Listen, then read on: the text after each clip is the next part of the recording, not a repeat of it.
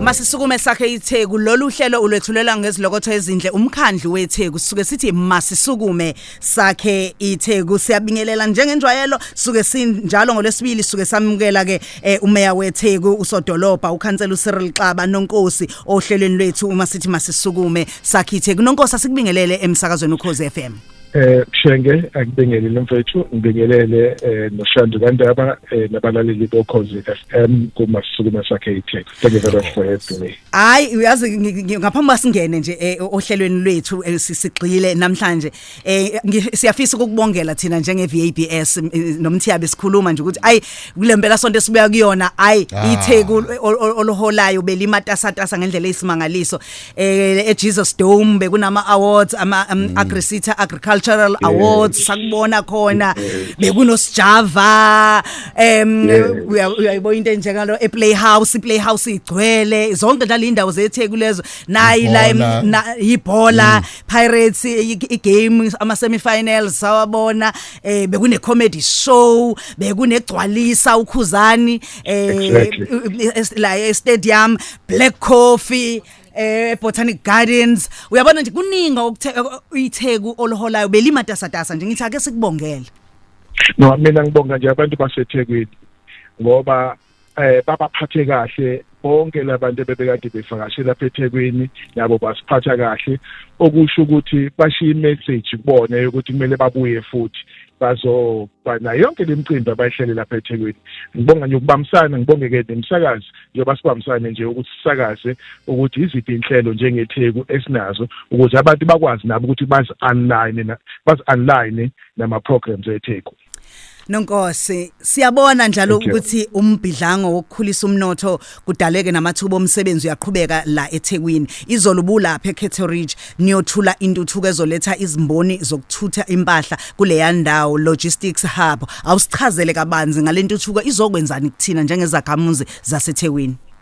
Mfethu enye ingxenye 10 billion rand investment ezokwenzeka lapha eCatteridge and izo abahamba phambili insimbi rich development iphupho ke ebesinalo njengedolobha lokuthi siqede siminyaminya emgaqweni yethu kusuka la eThekwini uzofika uphume edolobheni uye Pietermaritzburg uphume liyafezeka manje ngoba okusho ukuthi yonke imithwalo le ethwalwa amaroli alako 4500 eminingi yalomthalo isizohamba ngemzila wesitimela usuke eChwebeni ufike lapha kulento bathi dry port ezobe lapha eCatteridge ngesitimela sebeyothi ke laba abayilandayo balande ngamalori kusukela lapho bayephume nayo baye Free State noma baye Johannesburg noma baye emazweni aseAfrika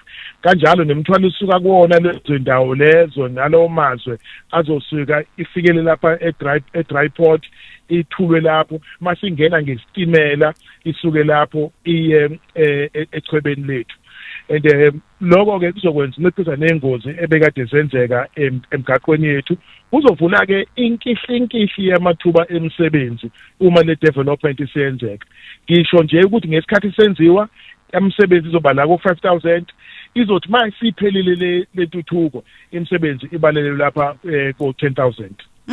Sisekhona nje kulolo ludaba lokuthuthukisa umnotho la eThekwini esibonga kakhulu ukuzwa lo mlayezo sixoxela wona namhlanje siyezwa futhi nokuthi engathi nakusasa khona umhlangano ozoba khona nosomabhizinisi baseChina abatshali izimali la eThekwini lo mhlangano mhlawumbe ikuphi ozobe ukuphethe ingqikithi yawo.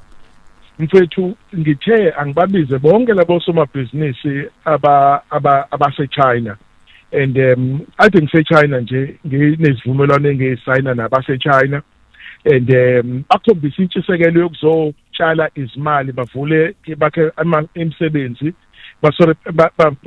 bazotshala bazo-invest lapha eThekwini bavule amathuba emsebenzi. Uyazi ke izwe laseChina liyisikhondla kufike kube America mase kuzoba yiChina and so ke kungithokozile ngithe babizwe sizoxoxa lapha uyakhumbula ukuthi ngisayine kunengxoxo nezivumelwano esenzile nalaba beAlibaba abathe bazovula nabo and iAlibaba uphiko labo leAlibaba lapha eThekwini nalo uzovula futhi amathuba emsebenzi. Ngakho ngibone kubalekile ukuthi asibabize sihlangane nabo ngibabize nama somabhizinisi balapha ekhaya.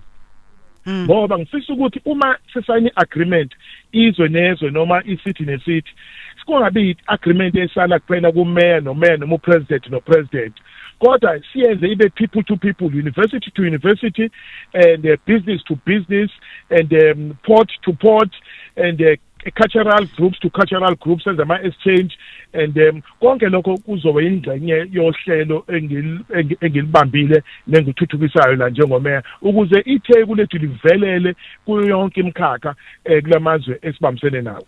Umsanda kuvula umsakazo sixoxisana nobaba umeya weTheku ubaba uCyril Xaba njengoba sibheka kakhulukazi ke intuthuko ethinta ke iTheku ohlelweni masisukume sakhe iTheku. Siyabona ke umasipala uyaqhubeka nokulungisa ingqalazizinda eyalinyazwa zikhukhula njengoba kusasa nje uzobe ke uvula ibloho lapha elakhiwe kabusha endaweni yakwaMasha eCrossini. Ngiyazi ukuthi bese kuyisikhathi eside kushuthi leli bloho lingekho lizoletha muphi manje umehluko kusuka manje. Elinye lamabloho esilakhile sisimroza lapha edolobheni laseThekwini nokuvuselela nje kwenqalazinda yakhahlanyezwa isikhukhula eningi sesiyivuselele. Leli bloho lisihle imali ecelela la ko 40 million, and libalekile ke ngoba lihambisa umnotho elixhumanisa nezimboni, and kusho ukuthi sekuzohambeka kalula kosomabhizinisi kube khona ukhwebe uqhubeke nohwebo, and uyazi ikhukhula zesibuyisele emuva kodwa ngesikhale, and okwethu ukuthi sivuke sibambe sibheke phambili ukuze abantu bakithi bakwazi ukuthi ikusasa hlale ngasonke isikhathi kulinikeza ithemba hayi kuphela kubona kodwa nakubantu nje abafikayo abangama tourists bevakashile lapha eThekwini ngoba balethe umnotho lapha eThekwini bafuna amathuba emisebenzi. Asivale babumeya kodwa nje ngiyafisa ukuthi mhlawumbe ke sidlule la ngoba sike sawuthola umbiko la ukuthi sekunabantu ke abahongomyayona abazama ukuqola amakhasimende imali ngokusebenzisa iaccount engahlangene nomasipala. Ungasixwayisa uthini lapho kulelo daba nangalomkhubo wenzakalayo? Mfethu kunegila mkhuba sebeqale manje ukusebenzisa umgonyathi sishintshe ibhange, ngithi njalo emveni kweminyaka sashintshe ibhange, and manje sizisalele linye ibhange ngizolibiza nje lisithi FNB esilisebenzisa manje ke igila mkhuba lezi sezithumelela abantu ama fake ama-account bakuthumela i-fake bill eyi-fake kagesi, bill kamanzi, bill yama-rates eyi-fake, sebebhala ukuthi nansi ne-account number ozokhokha kuyona isishintshile. Manje abantu kumele baqwasheke umasipala Gmail account. Okwesibili asixhumane nabantu ngo-WhatsApp ukuthi abakhokhe sibafuna imali ngo-WhatsApp ngoba babafuna imali babanikeza le account entsha ngo-WhatsApp. Sithi nje umasipala usebenzisa i-account nje ebhale uGov ka-government, and ngakho ke uma usuke abasondela abantu sicela ukuthi ungathuli uye ekhungweni zethu, and ukuze baqwashe nabo bonke abantu noma ushelele inamba okuthiwa u-0800 20 20 20 0800 20 20 20. Ngikwashisa nje bonke umphakathi abangakhokheli kwi-account abangayazi eno-Gmail bazobe sebebazi isulu zezigebengu ezifuna ukubaqola imali ababayisebenzise kanzima. Siyabonga sesimroza, cela nidluliselele umbiko nathi kuzo zonke inhlelo eninazo. Siyabonga kakhulu baba Meya. Thank you so much, son. Thank you, umphathi. Lolu hlelo ubulwethulela ngesilokotho ezinhle umkhandlu weTheku masisukume sakhe iTheku.